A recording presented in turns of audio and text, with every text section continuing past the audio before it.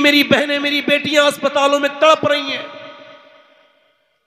कितने नौजवान वेंटिलेटर पर सांसें ले रहे हैं आखिरी,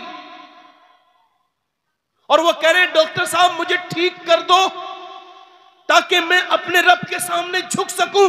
और जो झुक सकते हैं वो बिल्कुल आराम से मोबाइलों में रात गुजार रहे हैं, दिन गुजार रहे हैं। अल्लाह। किसी वली के आस्थाने पे आकर के अगर आपने अपनी जिंदगी में कोई तब्दीली नहीं पैदा की तो आपका क्या फायदा?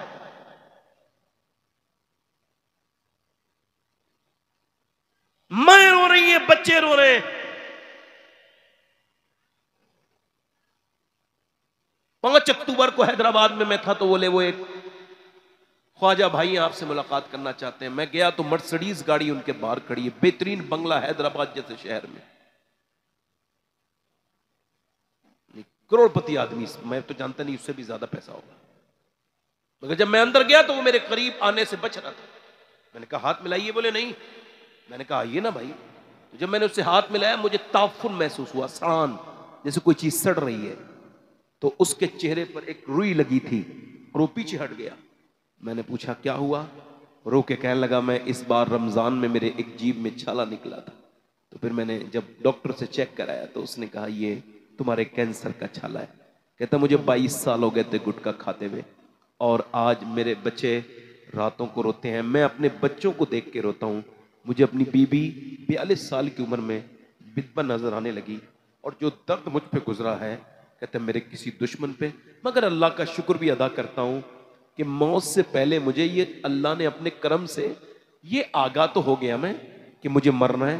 कहते पहले भी मैंने 22 साल सजदे किए हैं मगर अब जिस हाल में मैं सजदा करता हूं तो मेरी आंखों के आंसू नहीं रुकते, रब का कुर्ब महसूस होता है। तो वो सजदे जो बगैर कैंसर की रिपोर्ट के थे वो सजदों में और इस कैंसर की रिपोर्ट वाले सजदे में बड़ा ही फर्क है। मैं आपसे यही कहना चाहता हूं कि कितने बच्चे रोते हुए रह गए, बाप अपने बाप अपने बेटों को छोड़ के चले गए, माएँ रोती रह गई। हम सब कितने ज्यादा खुदगर्ज हैं कि हम वो गुटके नहीं छोड़ रहे।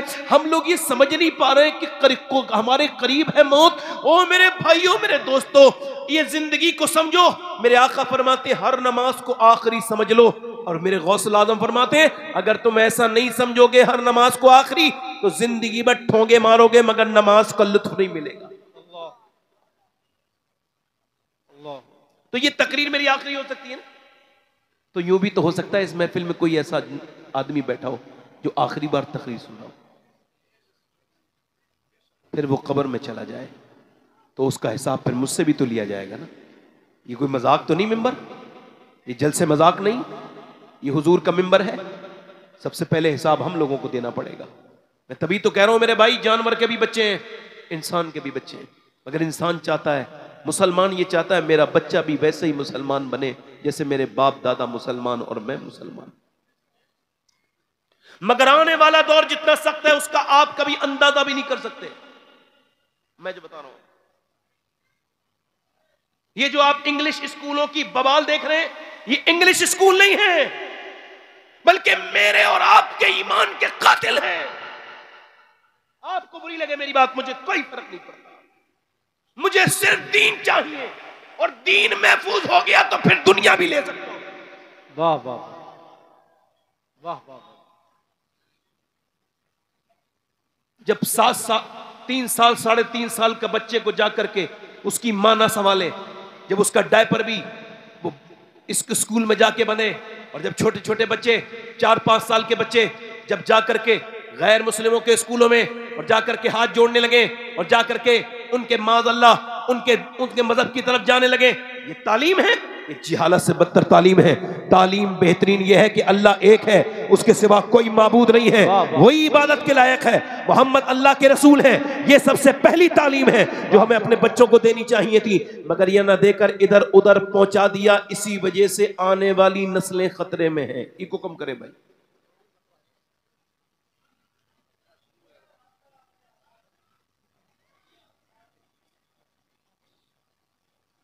एक कोई 150 साल से भी ज्यादा जमाना हो गया, एक बच्चा अच्छे नंबरों से पास हुए, 5 बच्चे लाहौर में के आसपास किसी स्कूल में।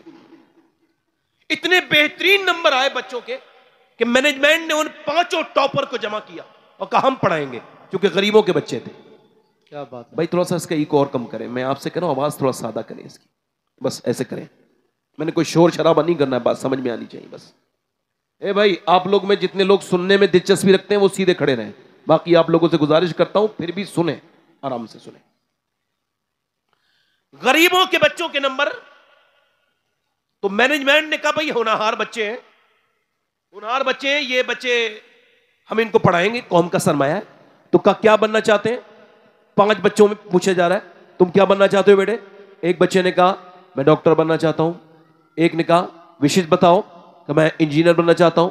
एक ने कहा मैं साइंटिस्ट। एक ने कहा मैं फौज में जनरल कर्नल बनना चाहता हूं, ये मेरा ख्वाब है। एक बच्चा सबसे हसीन, सबसे खूबसूरत, सबसे ज़हीन, बेहतरीन, सबसे उसकी तालीम है, उससे पूछा बेटे तुम क्या बनना चाहते हो? रोने लगा। मास्टर ने सर पे हाथ रख के कहा मेरे लाल मुझे खबर है कि तुम गरीब के बच्चे हो, तुम्हारा बाप गरीब है, मगर तुम जो भी बनना चाहते हो मैं तुमको पढ़ाऊंगा, बिल्कुल भी दिल थोड़ा ना करो, तुम अपना ख्वाब बताओ। तो वो बच्चा रोने लगा और बोला मैं सिहाबी रसूल बनना चाहता हूं। वाह वाह वाह वाह वाह, सुभान अल्लाह सुभान अल्लाह सुभान अल्लाह सुभान अल्लाह। बच्चा 5-6 साल का था, समझ ज्यादा उसको नहीं थी।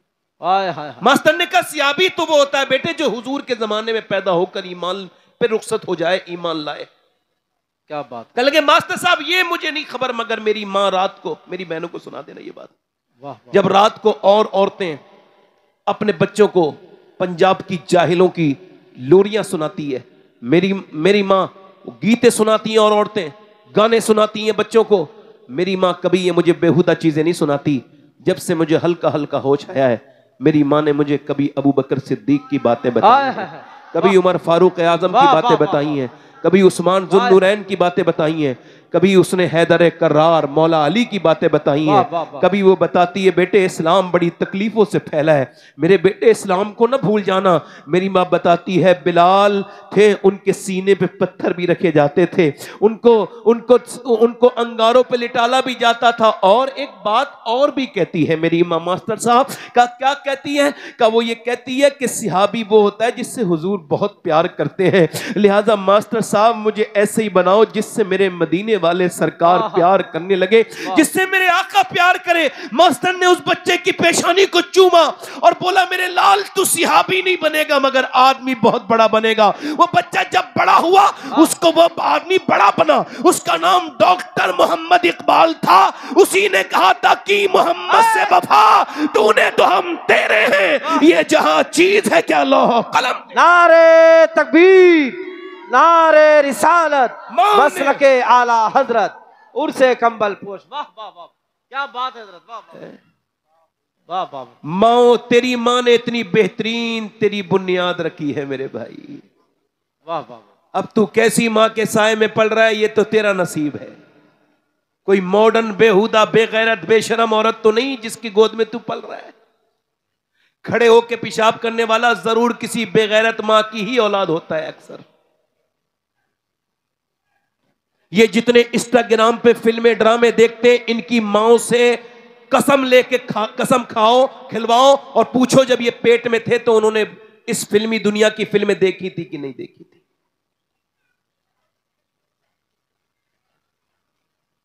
जब मुसलमान लड़कियां ओयो होटलों में से बुर्के वाली निकलने लगे, जब मुसलमान लड़कियां गैर मुस्लिमों के मोटर बाइक पे जब नजर आने लगे तो उम्मत को उस वक्त तो डूब के मर जाना चाहिए, मगर उम्मत को कोई फर्क नहीं पड़ता। मेरे बैंक में बैलेंस है, मुझे कोई फर्क नहीं पड़ता। इकबाल ने कहा था लड़कियां पढ़ रही हैं अंग्रेजी, ढूंढ ली कौम ने फला की राह, ये रबिश कैसे गुल खिलाएगी, पर्दा उठने की मुंतजिर है निगाह।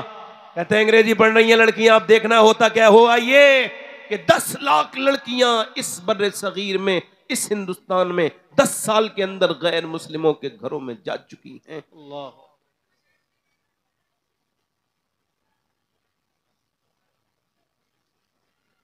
हाथ जोड़ रहा हूं आपसे, ये तकरीर नहीं है। तकरीर वो होती है जिसमें मैं आपसे दाद चाहूं, मगर यहां पे अपना भाई समझ के आपसे गुजारिश कर रहा हूं मेरे दोस्तों, अपने घरों को महफूज करो।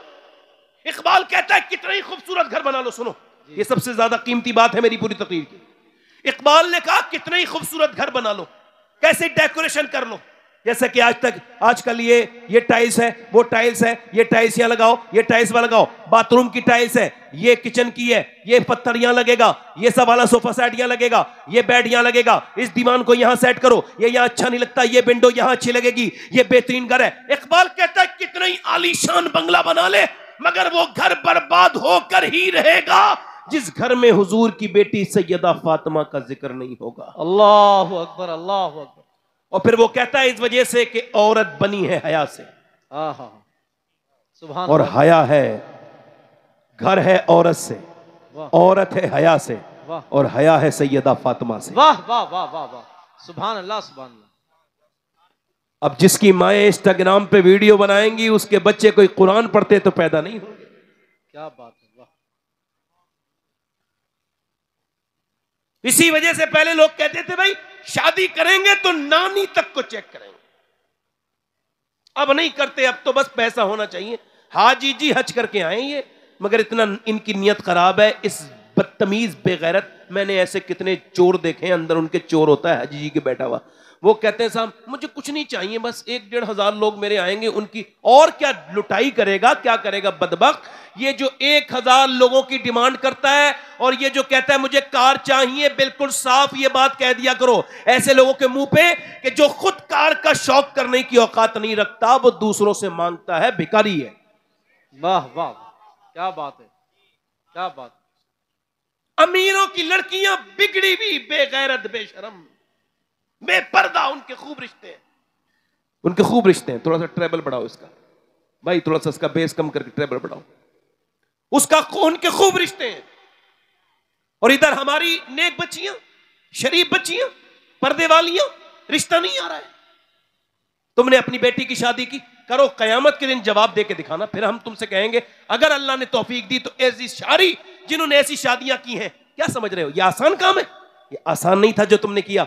इतनी बेहतरीन शादी कर दी, इतना दिखावा किया, गरीब लड़की भी आई थी, उसने देखा वो सारा इंतजाम, और जाने के बाद फिर उसने मुसल्ला बिछाया घर में, खूब फूट फूट के रोई। जब मुसल्ले से उठी यही कहती थी, मेरे रब, ना तो मेरा बाप इतना पैसा कमा सकता है, मजदूर आदमी है, ना मेरी कभी शादी होगी। ऐसी बच्चियों के इस दर्द का दवा कौन लेके आएगा? ओ बेहतरीन शादियां करने वालों, अपने बेटों की शादी करो। हम एक दूसरे का खून पीने वाले लोग हैं। हमने इन रस्म और रिवाज के नाम पर निकाह को बहुत सख्त कर दिया, इतना सख्त हो गया, हुजूर ने फरमाया निकाह को आसान करो, मगर हमने इसको सख्त बना दिया, इसको मुश्किल बना दिया हमने, बहुत ज्यादा मुश्किल। मगर आज के जमाने में अल्लाह का शुक्र है मैं सैयद हूं, मगर इस महफिल में अगर कोई नौजवान ऐसा हो तो मैं उसका हाथ चूमने के लिए तैयार हूं जो ये ऐलान कर दे जब मैं शादी करूंगा तो बगैर जहेज के, शरीयत की बिल्कुल शरीयत के तरीके से मस्जिद में बैठकर बगैर जहेज के शादी करूंगा। बाप कहे क्यों? का इस वजह से करूंगा कि मुझे अपने बरेली वाले का ये शेर समझ में आ गया है। का कौन सा शेर? का कौन देता है देने को मुंह चाहिए और देने वाला है सच्चा हमारा नबी। तकबीर, नारे रिसालत, नारे गौसियत, मसलके आला हजरत, उर्से कंबल पोश। वाह वाह वाह वाह, क्या बात है हजरत, वाह वाह वाह, सुभान। कोई नौजवान ऐसा उठे इस महफिल में और वो अगर ऐलान ये करे कि मैं वो नौजवान हूं, जब शादी करूंगा तो मैं उसी मदीने वाले से मांगूंगा, मैं ससुराल वालों से मांगूंगा तो ससुराल वाले कार देते हैं मगर डीजल नहीं देते, पेट्रोल नहीं देते। मदीने वाले जब कार अता करते हैं तो पेट्रोल डीजल भी खूब अता करते हैं। वाह वाह वाह वाह वाह वाह वाह वाह, सुभान अल्लाह, सुभान अल्लाह, सुभान। इसी वजह से भिखारियों से तेल नहीं डलता। हाँ हाँ, मेरी तरफ तवज्जो है आपकी? नहीं। कब ये बदतमीजी कब खत्म होगी हमारे यहाँ से हजरत? समझ में नहीं आ रही। इतने बड़ा हालात बिगड़ गए और ये जहेज वाली लानत ही खत्म नहीं हो रही। मजबूर कर दिया लोगों को जहेज देने पर, लोगों ने शादियां नहीं होंगी, नहीं करेंगे तो। पहले लोग क्या करते थे बोलो? नानी देखते थे। क्या देखते थे? ये तो हमारा इलाका है ना, यहाँ तो देखते थे ना। क्या देखते थे? नानी, नानी देखते थे। कभी नानी ठीक है तो उसकी बेटी ठीक है, बेटी ठीक है तो नवासी ठीक है, बिल्कुल ठीक ही देखते थे। पहले लोग बहुत समझदार थे, उन्हें पता है एक बिगड़ी हुई औरत अगर आ गई तो पूरा कुटुंब बिगड़ जाएगा, पूरा खानदान बिगड़ जाएगा, पूरा कुनबे पे तब्दीली हो जाएगी। मगर एक अगर अच्छी आ गई तो पूरे घर को बदल सकती है, बिल्कुल जो है वो उसको पूरे घर को नमाजी बना सकती है, नेक। इसी वजह से इस्लाम कहता है नानी देखने वालों जरूर देखो। अगर इस्लाम में नानी देखनी है तो मक्के की सैयदा खदीजतुल कुबरा को देखो, अगर बेटी देखनी है तो मदीने की सैयदा फातिमा को देखो, बिन नवासी देखनी है तो करबला की ज़ैनब कुबरा को देखो। अल्लाह अकबर या रसूल अल्लाह। वाह वाह वाह, क्या बात है। वाह मैं देखो, मेरी बात सुनो, मेरी बात सुनो मेरे भाइयों, आपसे गुजारिश करता हूं, हालांकि आप शोर शराब आप कम कर रहे हो माशाल्लाह, दिल लग रहा है आप लोगों का नहीं? ये फैजान है सरकार कंबल पोश का। सुभान अल्लाह, सुभान अल्लाह, वाह वाह, फैजान, सुभान अल्लाह।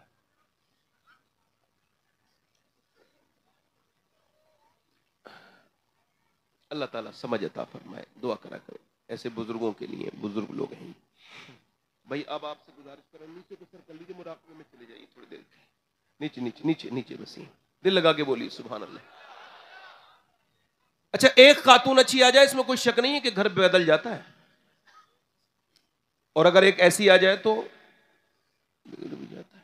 कुछ औरतें ऐसी आती हैं, आते ही वो कहती हैं बंटवारा करो भाई, हमको नहीं रहना इधर इनके साथ। तो इनसे चाहिए कि ये खानदानों में रिश्ते क्यों ढूंढते हैं भाई? जिनको एकदम अलग होना है वो तो यतीम खाने में जाए। क्या बात है। यतीम खाना उनके लिए मौजूद जगह है ना, वहां बिल्कुल अकेला ही लड़का मिलेगा, ना बाप ना अम्मा ना कोई नहीं मिलेगा। क्या बात। मगर अगर एक कोई नेक आ जाए, वाह वाह वाह। गैर मुनक़सिम हिंदुस्तान में पंजाब साइड में एक चौधरी थे बाज़ैद, उनके 2 बीबियां थी, 100 नौकर, 1000 से ज्यादा बीघा जमीन, यानी 1000 बीघा जमीन तो बड़ा आदमी होता है ना, इस जमाने में तो और भी बड़ा, उस जमाने में भी बहुत बड़ा। अब जब उन्होंने 2 बीबियां थी, उन्होंने तीसरी शादी कर ली और तीसरी बीबी उन्हें ठीक मिल गई। कभी कभी बीबी ठीक भी